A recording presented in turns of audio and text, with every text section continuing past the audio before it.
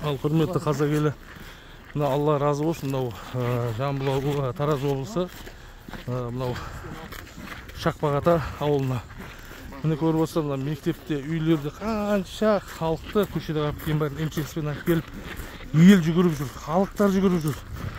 Ауызбіршілігіне ырза болдым бұл кісілердің. Ынтымағына ырза болдым. Үйме-үй жатқызып, қалған жеті симаған мектепке жайғастырып. Мына қараңыздар, қанша машиналарды көшеде таңғы еще қанша машина бәрін алып келіп өшерге жайғастырып, бәрін тегін тамақтандырып, жылы жермен, жылы тамақпен, жылы көрпемен тамақтан жайғастырып отыр. Міне рахмет жігіттерге. Міне депутаты, осы ауыл депутаты, есімі кім? Ермек деген бауырымызға Алла разы болсын. Міне депутаттар өйстіп қызмет қылып түрмен жүрсе қандай рахмет. Ермекжан, Алла разы болсын айналайын бауырым. Жақсы.